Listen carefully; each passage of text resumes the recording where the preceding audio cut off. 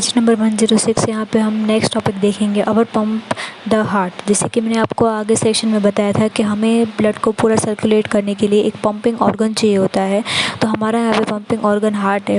ठीक है, the heart is an muscular organ which is as big as our fist. यानी कि यहाँ पे हमारा जो हार्ट है उसका जो स्ट्रक्चर दिया है हमारा एक तरीके का मस्कुलर ऑर्गन है, वो कितना होता है हमारे दिखाई देती है, यानी कि एक मुट्ठी भर जितना होता है।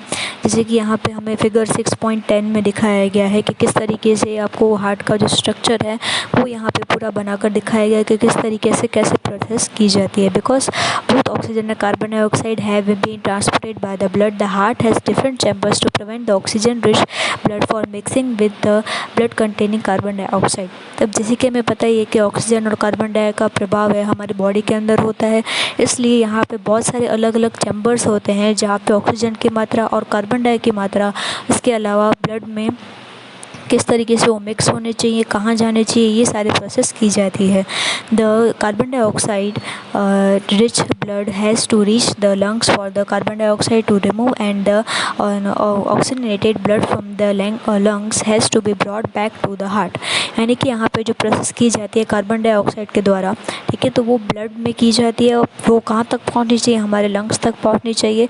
ठीक है, उसके लिए कार्बन डाइऑक्साइड को रिमूव करना पड़ता है ताकि ऑक्सीजन की जो मात्रा है वो हमारे लंग तक पहुंच सके और वापस जो है वो हार्ट तक, हमारे हार्ट तक भी पहुंच सके और ये प्रोसेस हो सके। This oxygen rich blood in then pump to the rest of the body.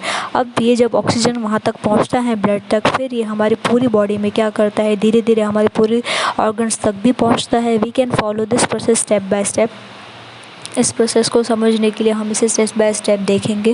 जैसे कि यहाँ पे हमें फिगर एक और आगे फिगर दिखाया जाएगा 6.11 में।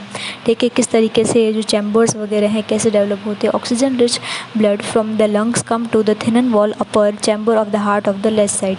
ठीक है, तो यहाँ पे हमारे पास तो लेफ़्ट साइड में जो चैम्बर दिया गया है, ठीक है, हार्ट का चैम्बर, वहाँ से ये थिन वॉल है जो क्रिएट होती है, जिसे हम लेफ़्ट एंट्रियम कहते हैं, जिसे हम यहाँ पे हमारे एग्जाम्पल यानी कि डायग्राम में हम देख सकते हैं। ठीक है, लेफ़्ट एंट्रियम किस तरीके से यहाँ पे हमें दिया हुआ है।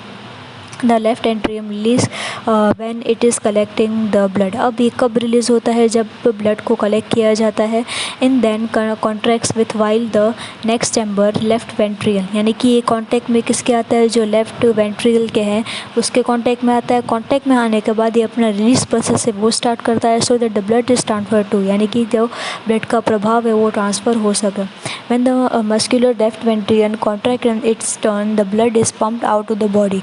अब ये जब ये प्रोसेस होती है लेफ़्ट वेंट्रिकल के थ्रू ये कॉन्टैक्ट में आती है, ठीक है, और जो ब्लड का प्रभाव है वो धीरे धीरे बॉडी तक पहुंचता है। Deoxygenated blood come from the body to the upper chamber on the right atrium. अभी डीऑक्साइड जो है, ऑक्सीनेटेड जो ब्लड है वो कहाँ पे जाता है, हमारी बॉडी से ऊपर चैम्बर राइट तक जाता है और ये राइट एंट्रियम में जाकर रिलीज़ करता है। As the right atrium contracts the corresponding lower chamber.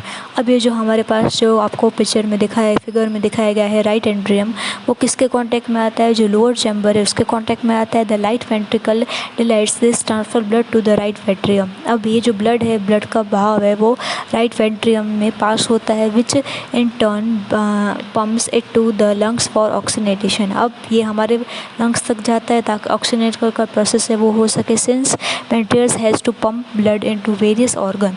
अब ये क्या करता है, हमारे जो अलग अलग ऑर्गन हैं उसमें पहुंचाता है। Then have thicker muscle wall, then the atrial do valves ensure that the blood does not flow backward when the atria और वेंट्रिकल्स कॉन्टैक्ट। अब यहाँ पे एक और हमें बेवल्स नाम का जो है स्ट्रक्चर दिया हुआ है, वो ये देखता है कि वापस हमारे तक न पहुँचे।